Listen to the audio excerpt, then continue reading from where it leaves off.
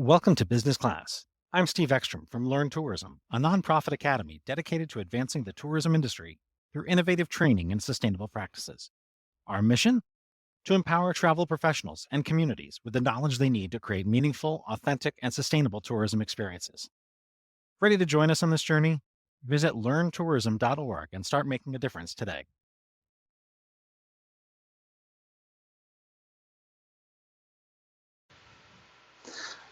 Amazing things can happen when you have a spontaneous call with a friend, mentor, advisor, and somebody you've come to respect from within the tourism industry. And that's exactly what happened recently in my conversation with Keith Douglas from Katie & Co. Advisors. Keith starts off by telling us about his participation with Outprofessionals. Give it a listen. I would love to have you on our podcast. There are a couple of things that we're focused on this season: sustainability, stewardship, and community involvement. That's awesome. Would love to participate. Are you familiar with Outprofessional? Yes. Okay. Yeah, Charlie Connor. Yep. I was introduced to him through Fred. He met him at the IGLTA. And I honestly, Stephen, thought I'll invite a few people and that would be the extent of my involvement. The next thing I know, I had a name tag that said chapter founder. I was like, when did that happen? Was there an interview process? Did I get selected? Was there like, what happened? And I thought, all right, just pull it together and make it happen. And we hosted our first event in February and we had 220 people show up. It was the United Colors of Benetton. Isn't that awesome? It was 20s, 30s, 40s, 50s. I was really worried it was going to be a bunch of old white gay men standing around drinking martinis. Anything but. And people really came and brought their game, and everybody, like, the vibe in the room was just good. People were excited. So we hosted our next event at 360, and again, another 200 people. And then we hosted at the W City Center last week, and it was like 160 folks, and all new pieces and companies have started coming. So ConAgro was there in force. SC Johnson was there in force. So it was really, and Marriott had 10 people there. Yeah, it was awesome. That's cool. You should be proud. You never know how those things are going to come together. And we're looking to put together a educational, more career accelerator in April of next year. And again, this is in addition to my full-time job. These things take a lot of time. But I'm very thrilled at what the perceived benefit is to just having an opportunity to network with people, to create some diversity, to look for people to diversify your suppliers, also for recruiting purposes. So it's been much better than I anticipated. You and I are both fortunate in that we're in a position where we can give back and make a difference. And for people like us, it seems like little things that we do but they end up making a big difference to a lot of people. I certainly give you credit for that. I think the conversation around community involvement is really important, because one of the things that we are doing at Outprofessionals is bringing in nonprofits to provide volunteer opportunities. Because if you're an independent contractor or you work for a smaller organization, there's always the question, and people have a desire to volunteer and give back to not just the LGBTQ plus community, but just the community at large. And I think providing a platform for the nonprofit to interact and talk a little bit about, and we had Cara Collective there, and they're a wonderful organization that actually provides wraparound services for people that are transitioning out of incarceration, both men and women. And we're working with Nourishing Hope. We're working with Back to School America. So I feel like helping individuals find their way to the right nonprofit, because a lot of people just don't know how to start or how to volunteer, and they want to. I think another angle that we can look at with that is a lot of the destinations that we're working with are looking to recruit and train community members so that they can become advocates and ambassadors for tourism and then participate more within the community. And I think this falls right in line with that. And I also think that there is an education component that needs to go along from the DMO to the different communities in their neighborhood outreach program that talks about the economic benefit Oh, and the absolutely. jobs created. Um, because at the end of the day, tourism is such an important economic driver in every market that has tourism. And people do not understand the ripple effect that tourists have on the economy and the number of jobs that are created. And if everybody appreciated it, I think destinations would just become more welcoming organically. The Are we impact's not recording just this? not just economic, culturally. Communities can Yes. share their culture and preserve culture because people are interested in it. And I think vibrancy. So many communities would not have festivals and events and community programming if it weren't for the fact that tourists were coming in and paying and participating in those things. When you look at a market like Chicago, where there are 77 neighborhoods and 77 different wards, everyone has a little different flavor.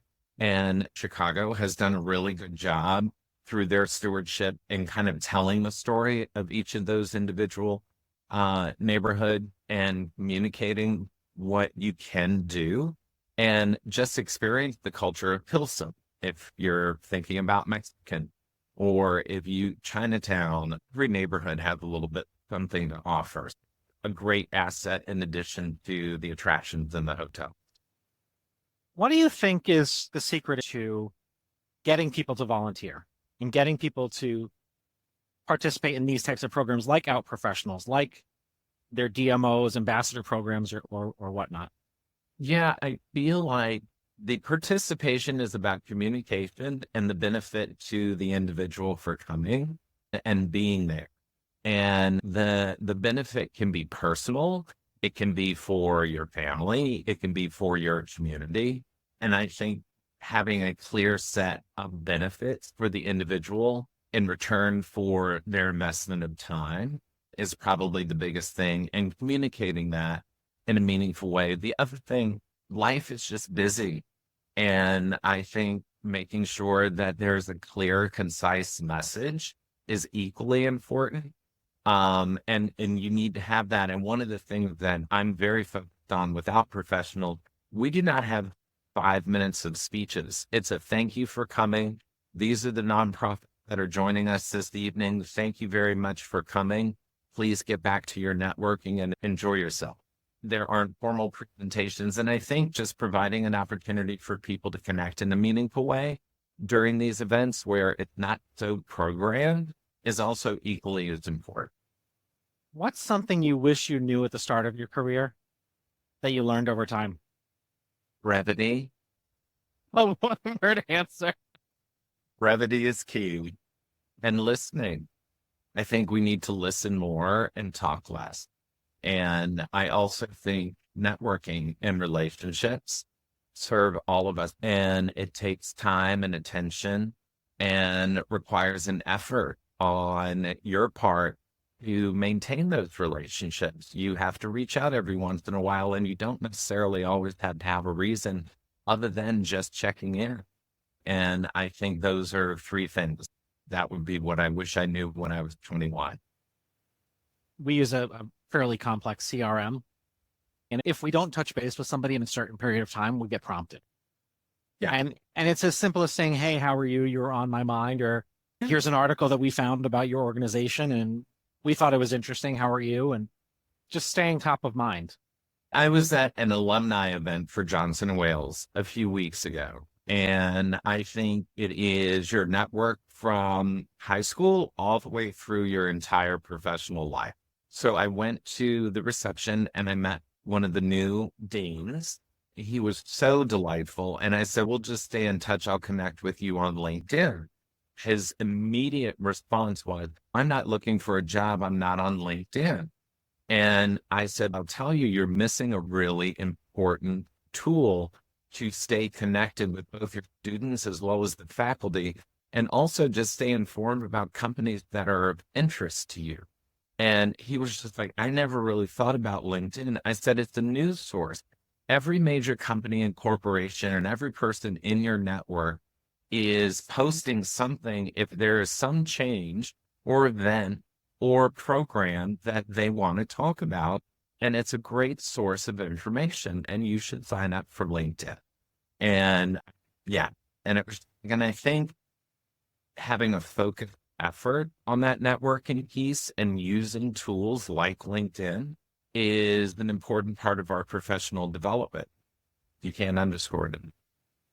I can't even tell you how many times LinkedIn has helped land deals because people see that I'm associated with people they already know and trust. Yeah, 100%.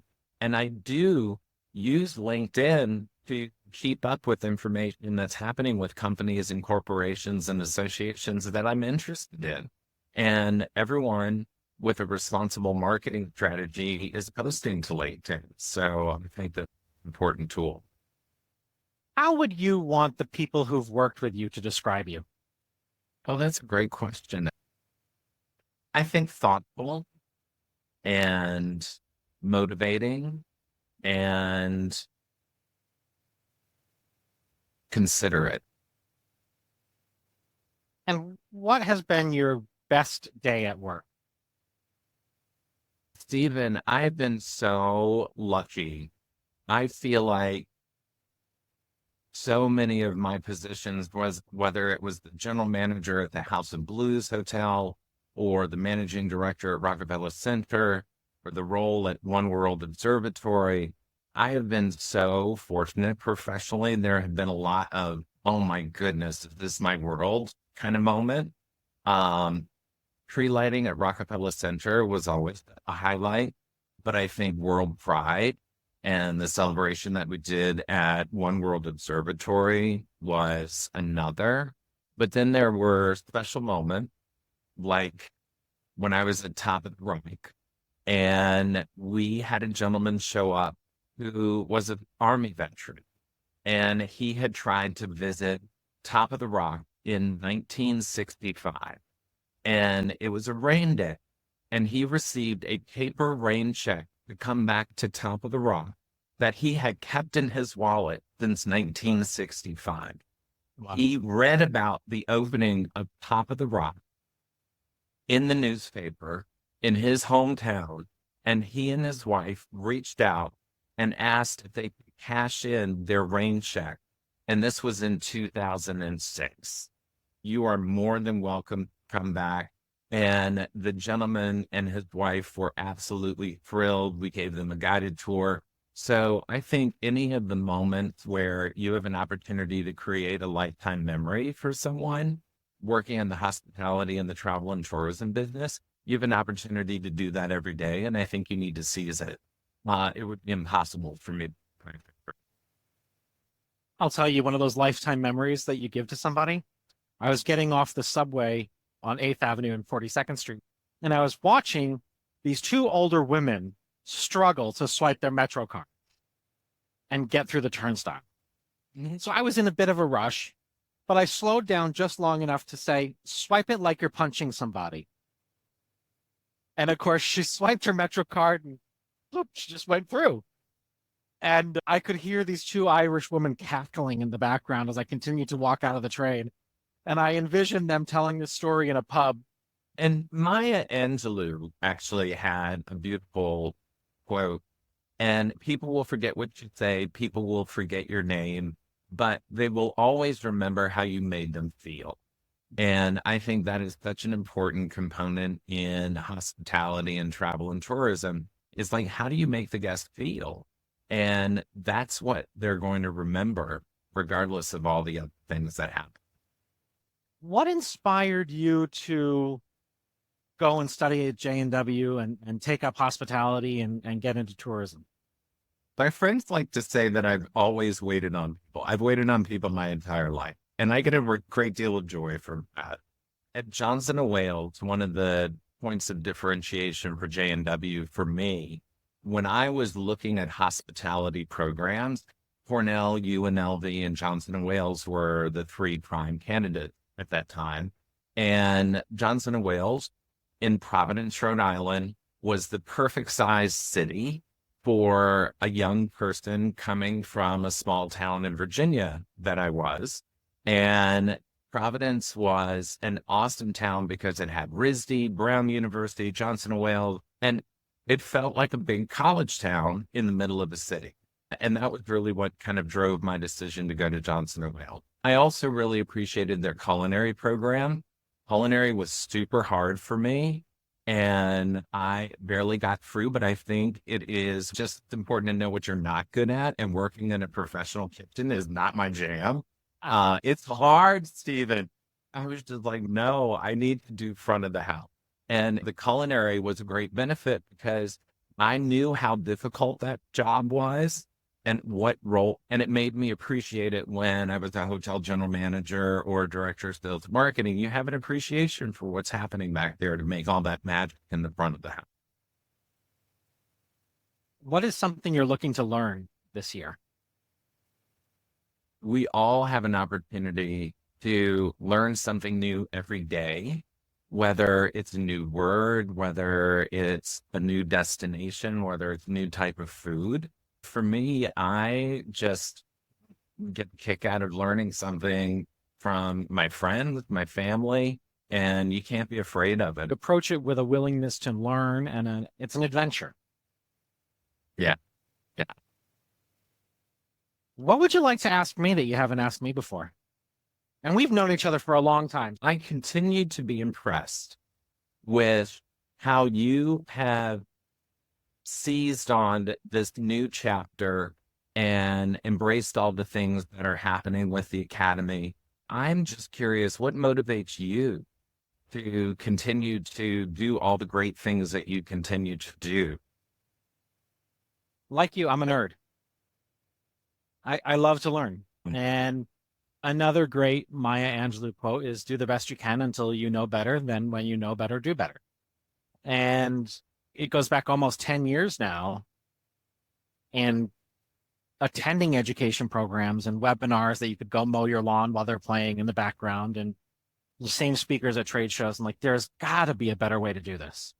Luckily, my sister's an instructional designer and organizational psychologist by trade.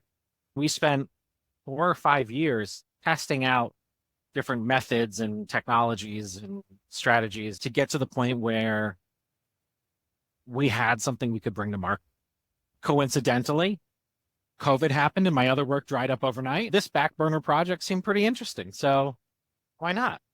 Yeah. We're in a really good spot and I get to learn every day. I get to learn about people and places and what motivates people, how people learn. And I get to see the difference that we're making too. We have surveys with every single course that goes out, and I can take a look at any of the surveys and see what a difference it makes.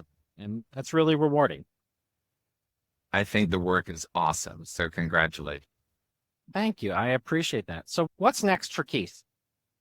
I want to continue. I love being an independent consultant.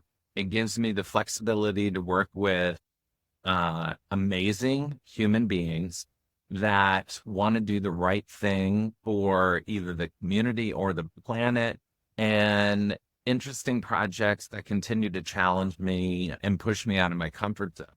Because to your point, I'm working with one client in particular on data center development. I've learned more about data centers in the last 2 years. They are so vital and will be such an important part of our master planning in any urban environment moving forward. So I just look forward to continuing to have the flexibility to work on projects like that. For me, it's just telling people that I am a advisor in your business strategy that can extend beyond just a single project, because I have the unique experience of working in several different industries. And it's both the operational expertise as well as the marketing and the branding strategy. What is your community strategy? What is your social impact plan? And helping align companies, corporations, and associations with the groups that can help benefit all of the community things that you want to do. It must feel great to be in a position where you can help others give back and make a difference. It's nice to be a conduit. And I feel so fortunate every day to have such an awesome network of individuals that when they come together, you can see the energy. That is just so gratifying for me. And I feel lucky every day.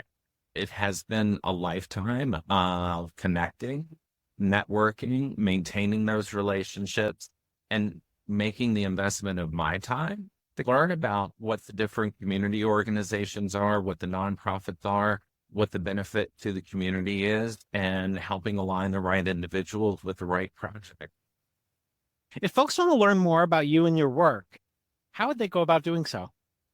They can actually go to the website, and it's kdnco advisors.com. And all of my projects are listed there on the website. And if they want more information, they're welcome to reach out, and that email comes directly to me.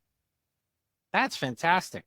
Love you back. Mark your calendar. September the 12th is our Next Out Pro event. If you can find your way to Chicago in or around those dates, I would love for you to be my guest. You're in my calendar because I don't know where I'm going after DI. Okay. So DI is coming up in July in Tampa, and then I'm going to want to get out of Florida. Come on over. I appreciate you, kind sir. All right. It was a pleasure, Stephen. So we got a podcast episode out of the way. Thanks for tuning in to Business Class. This episode was brought to you by Learn Tourism, the nonprofit academy where we advance the tourism industry with cutting-edge training and sustainable practices. If you enjoyed today's episode, don't forget to visit learntourism.org to learn more about our programs and how you can get involved. Until next time, stay curious, continue learning and making a difference through tourism.